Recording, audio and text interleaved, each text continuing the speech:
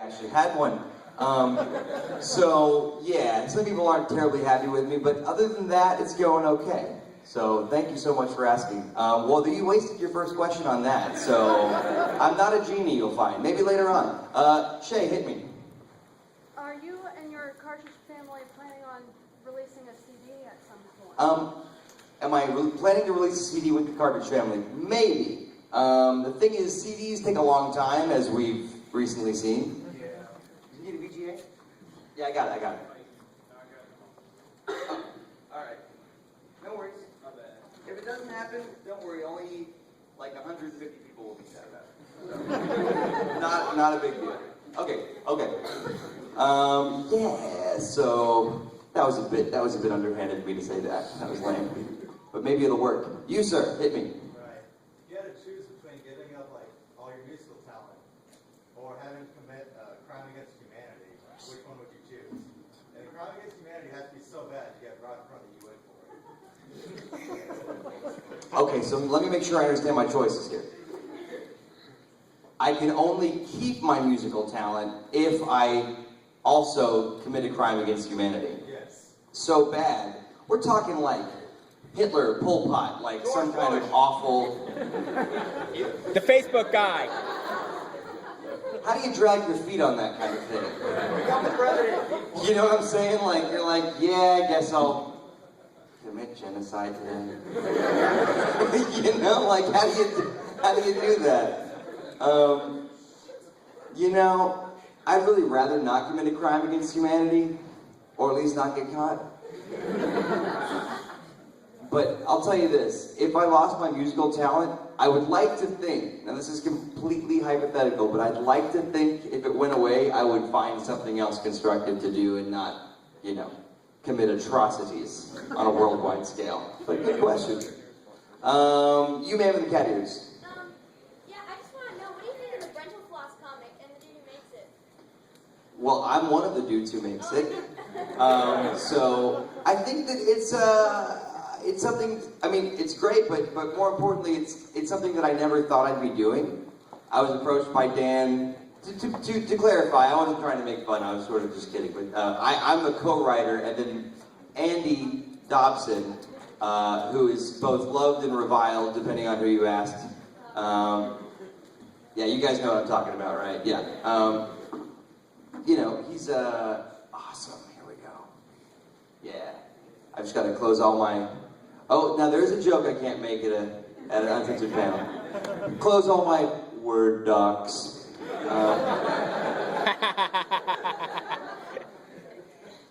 Awesome. Owner. The thing is, I think that the comic is a lot of fun. It's very different than what I expected to be doing as a part of the Brentalfloss brand at this point, but I loved, you know, The Far Side growing up. I had Garfield books, Calvin and Hobbes. So it's just kind of a fun way to like make smaller scale jokes and comments about the world, about video games, about nerd culture. Instead of having to make an entire video and build a video around that, we can just kind of do a one-off joke. So it's a lot of fun. And I'll tell you, considering what we pay him, Andrew Dobson is amazingly reliable and consistent. So, yeah. You, sir, in blackface. Do your fans ever make you uncomfortable? Do my fans ever make me uncomfortable? Do they ever not make me uncomfortable? I mean, the thing is, the dual nature of having fans, especially internet nerd culture fans, is that, you know, the thing is, if people aren't a little bit awkward, then they're probably less likely to be in my demographic.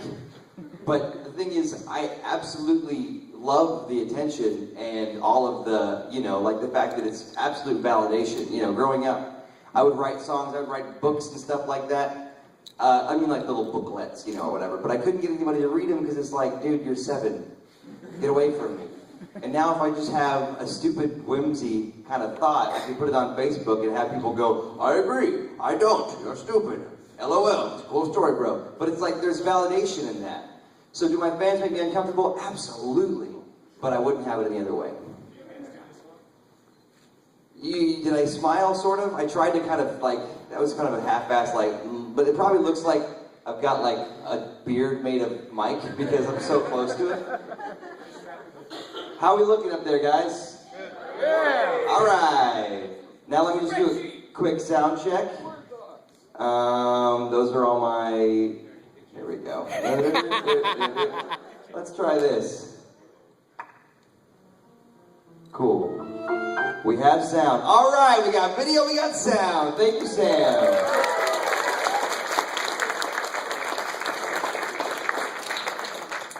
Oh gosh, none of this is, there we go. This is only slightly embarrassing. All right, so, here we go.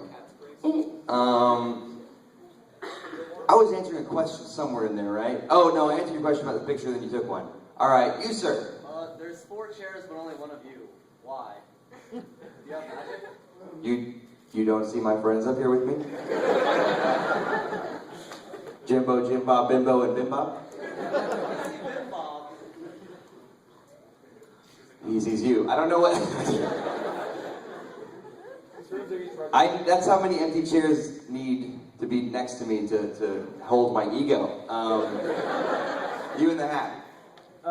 I don't know if you've had this question before, but if of the FAQ videos you've done, do you have a favorite, and if so, which one?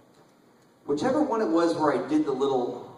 I mean, I've grown out of love with the FAQ videos because people are so bloodthirsty. Like, people want me to take the piss out of, like, you know, people with things they can't control about themselves. You know what I mean? People, like, want me to really rip into my fans, and it's kind of a... As much as it's fun as a joke, once thousands of people watch a video and then go, oh yeah, that guy was stupid, and like, you know, at some point that's like borderline cyberbullying. And as a teacher, it's really hard for me to be like, hey, 7-year-old kid, you can write a musical. And then, hey, other 7-year-old kid, go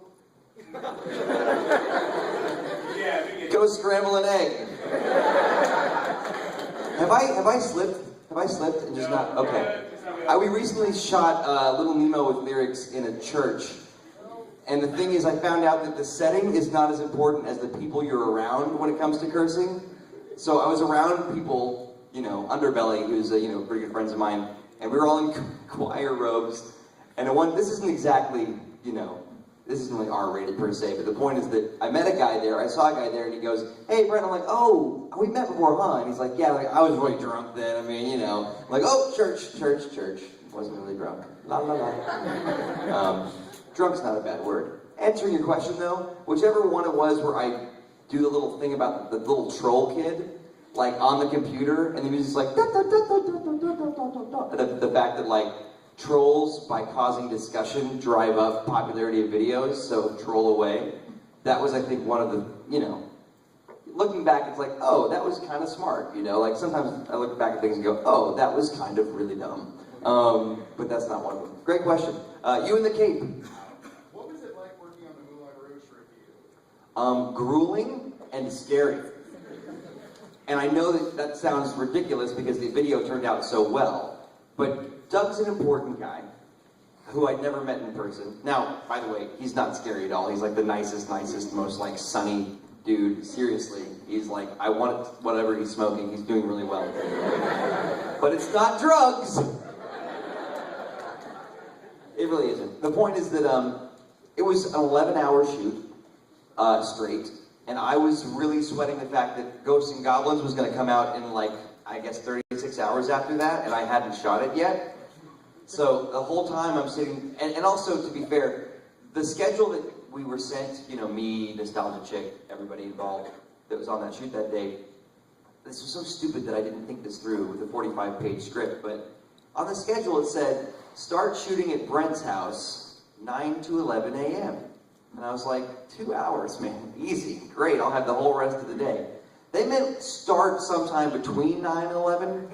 They just expected the whole day to be open, and of course they did for a 45-minute video, and also we laughed a lot.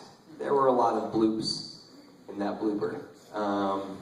So, yeah, it was super fun, but also it was scary because I thought it was going to be the death of Brentalfloss. Because I didn't consider the fact that it's also sort of an acting role, you know? At some point I'm kind of like doing a funny comedy role. To me it was like, nobody's going to want to know what Brentalfloss is after seeing this. This is not anything about video games with lyrics. People are just going to think I'm weird, and they're not going to want to know anything about me. I went into super vulnerable mode because it was totally out of my norm.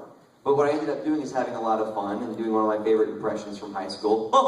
And it was, once it came out, I was overwhelmed with happiness about the fact that it was so the opposite of what I expected. It was so above and beyond, because due to Doug's vision, his script, his directing, and maybe a little bit me being funny and having a mustache. But anyway, so great question. Thank you. Purple fuzzy hat. No, not you, your hat. What do you, Those are the kind of jokes I have to make at this point, yeah.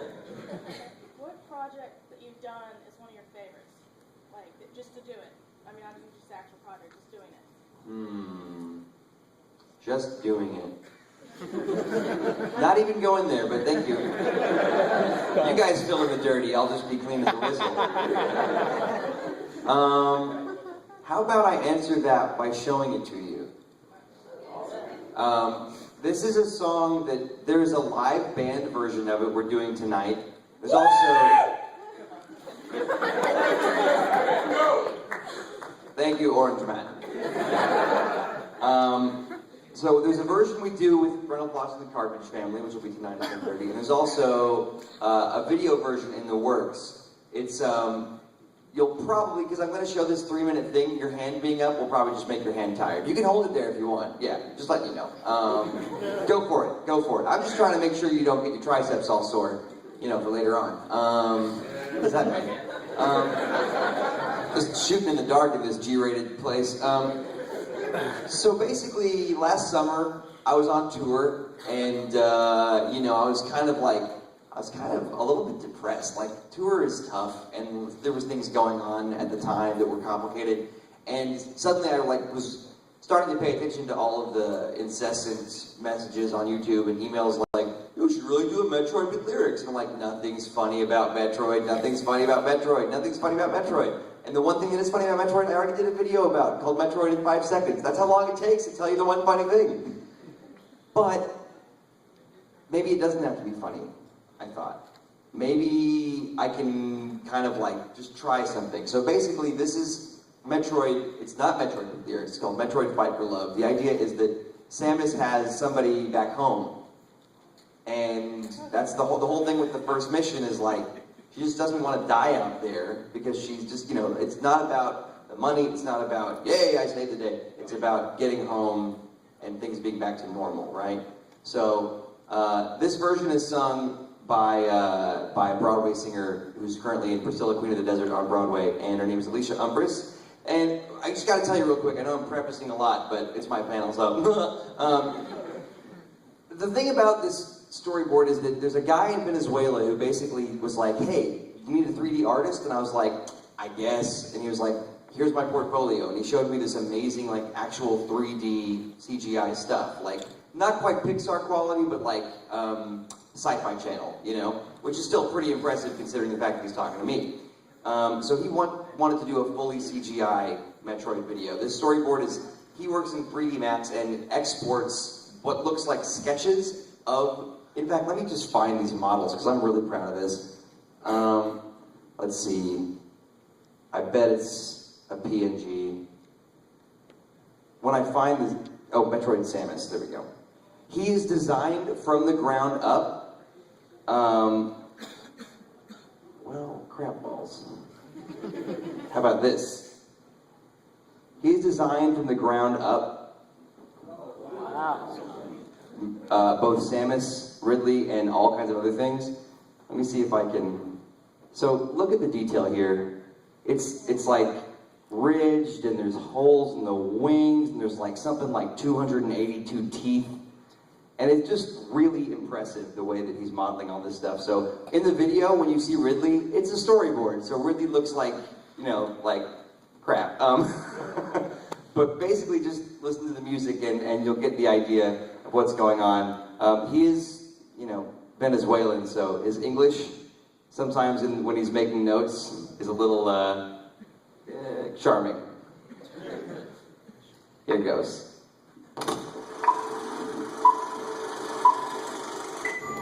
Ethan, sorry I didn't come home last night. I've been called away on assignment. I can't tell you any more than that. I can only tell you that I love you, and I'll be back as soon as I can. All my love, Samus.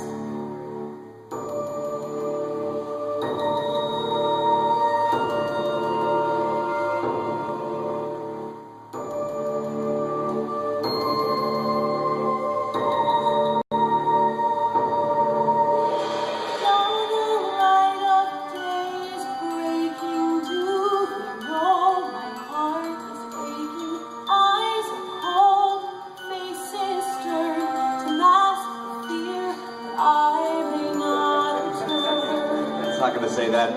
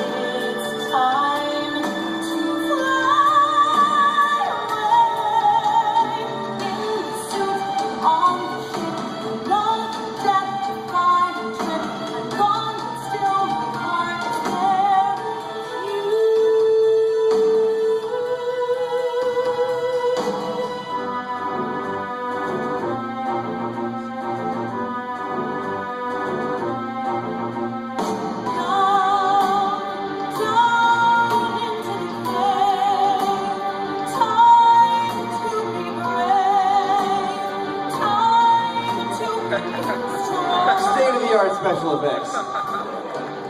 It is gonna look awesome, actually.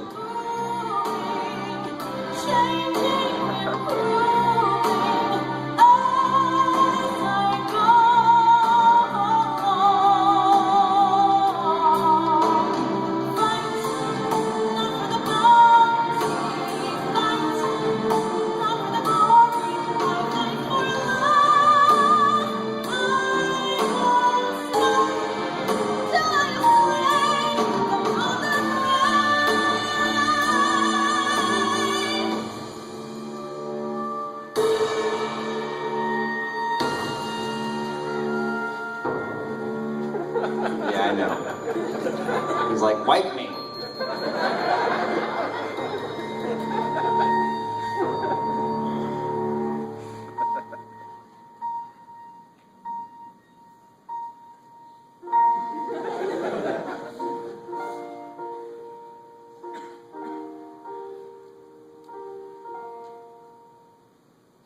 If it takes my whole life, I'll make it home, and I will see you again. You are my home, so here I go or die. Time to run, time to fly. Death below and hope above. I don't fight for glory, but for love. No, I don't fight for glory, but I fight for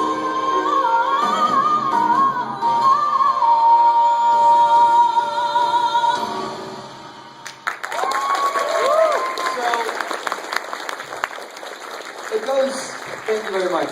It goes without saying this is kind of a new direction, but the thing is, like, jokes are awesome. I'll never stop doing jokes, but I feel like the things that really endure and stick to your ribs artistically and dramatically are things with a little bit more meat in the narrative. Even stuff like, I don't know, the movie Up, right? Pixar. Lots of laughs, super fun, but why do you remember it emotionally? Because of that first 10 minutes. Where you were like, I'm allergic to something. And not that this is like a tearjerker, but there's something a little bit deeper. You look at a band like the Proto-Men, who I respect immensely despite the fact that I make fun of them. And what's so cool about the Proto-Men is they just have something in their music, in their lyrics that seems so serious, so important. And it's like they do something about such a specific subject, but they do it so well that it becomes universal, and suddenly you're pouring your narrative into it. You're like, yeah, fight the robots of my parents, or whatever it is. Like, that's good drama, you know? So it's like, if I can both do funny stuff, sometimes dirty stuff, yeah, that's great, love it, always done that. But like also branch out a little bit and do some other things too. I feel like it's gonna be, you know, a healthier brand. That sounds so freaking corporate, but the thing is like, at some point, people get tired of just jokes. Not just the people, not just the audience, but also sometimes, you know, as an artist, but still. The idea of just like being a clown forever, to me, it's like I've got a little bit more in me than that. So you'll see the live version of that tonight at the show at 10:30. I think there's something much more intense and awesome about it when it's right there, you know, staring you in the face. And Amanda Lepre and in fact, we're joined now by my bass player Chris Taylor over here in the hold his hand up there. Please give him a hand. He's really awesome. And his girlfriend Jessica. Both into my panel. And frankly saved my butt this morning with the sound check thing. I am such a doofus. Anyway, back to questions. Hit me. Yeah, so the following says taxis. You sure that taxis? Yes, I did. Yeah. The reason that I didn't tell everybody else is because they would go, but I want to see it. So that's basically your reward for coming to these things is you get to see stuff nobody else gets to see. So yeah, to be clear, that was first shown at PAX East. I apologize for canceling the on the straight band equation. Okay, that's all right. That's all right. I'm not going to make a joke about what you just said. You in the blue shirt. So I know you're a retro video game music guy. What are your favorite sort of modern game music? Favorite modern game music? Do games have music now? I mean, Rock band. You know, some games currently do have tunes, even the ones outside the Nintendo console. But yeah, you know, like That's not as memorable. that's my feeling. I mean, the Halo theme is great. I personally never got into Halo. I wasn't really, and you know, I tried to play Halo 3 recently. And I think it's one of those things where if you haven't played 1 and 2, then 3 is kind of like what it is. Like I've played good shooters before. Blam, blam, blam. Like for me to really get into a shooter, I want a really great story or a great hook or some action element, like Fear, you know. To me, the first Fear. After that, it's like, okay, I get, like, you know, Fear was one of those things. Fear was like the movie Insidious. It got so scary until they tried to top themselves and couldn't. For my money. But, you know, just because newer games don't have that much memorable lyrical melody lines doesn't mean I can't do stuff with them. I recently played Portal, Deus Ex Human Revolution. I did a Team Fortress song, which was not even really only using a little bit of Team Fortress music, but not even really like using you know what I mean, a melody from Team Fortress. So expect more of that kind of stuff from me, but I've still got some really memorable retro tunes left to do. E.T. Other than the Nostalgia Critic or the Nostalgia Check, what other collaboration would you like to do? What are the collaborations would I like to do? Which crossover would you like to do with? I'd like to do the Angry Video Game Nerd as a crossover, but the thing is, he's really important and huge, and I just, you know, like the thing is, I have a lot of pride, and it's hard for me to like go over and above to find someone just to ask them. And the thing is, a lot of times when people that I don't want to work with ask me, hey, you want to make a video? The hardest thing for me to do is just be like, no. That's and true. Here's the thing, I think that if somebody like James, for instance, really wanted to do a collaboration with me, he's known who I am for a couple of years. We've had like dinner through Screw Attack, super nice guy. But I'm just saying, like, at some point, asking somebody to do a collab is not always mutually beneficial. It's kind of like, hey, will you take time out of not just your day, but your week and your month to make me look better and get me some fans? You know what I mean? Like, so somebody mentioned Ego Raptor. Ego Raptor and I actually emailed back and forth a few times, and we're like, yeah, we don't really have any ideas that we want to do together, and we don't really like collaborating very often, so let's not. Okay, cool, see you next time. All right, like, I mean, very cordial, like, nice guy. I liked hanging out with him, but yeah. All right, you've been holding your hand up for so long. Very sorry. You should be. What do you think this is, a Q&A panel? Good now. I tried to pull the mic out and I couldn't. It was like Excalibur. Hit me with your question, I'm so sorry. I listen to most of your stuff. I love the artwork where it's like, hey, bro, it's like, hey, I'll show you why my name is Fred. I love that one. Oh, yeah, thanks. That was actually written and drawn by Caldwell. So not me, but thank you. Like, video game-wise, if they're doing like Sonic or Super Mario Galaxy, all the more shapes, whatnot, you can just do something. Well, I think you're right. What about Sonic the Hedgehog? I haven't seen anything from Sonic. I didn't really play Sonic much growing up. Oh, really? And I kind of, this might be blasphemy, but I just don't think the Sonic games are all that special. Sorry. They're certainly, Tell that to the they're punk. certainly no less special than certain games that people have huge amounts of love for, like Castlevania. Really, Castlevania, if you go back and play it now, is like, what am I doing? Why am I stuck to the stairs? This sucks. But people loved it because they played it then. And I think that's the problem with me and Sonic is that I played it a little bit when I was growing up. Like when you're at your friend's house and he has the other console and you're like, well, I guess you don't have a Super Nintendo, I guess you can play Sonic. The thing is, I just, never fell in love with it. And by the time I could go back and play it as an adult, it just doesn't have the same magic. I can imagine you and your voice like, Sonic the Hedgehog goes super fast. Well, I would say, A, your options are A, keep imagining, or B, just go do it, dude. You just sang it. Why does it have to be me? You're Brentalfloss. I'm just Alan Walker. Tomorrow, that could be an important name, dude. Get on it. Yeah, Go. man, come Go on. do it. I believe in you.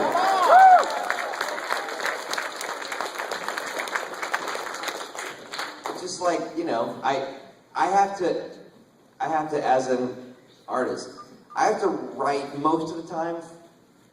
In this genre, I have to write things that I have a feeling about. Some feeling somewhere.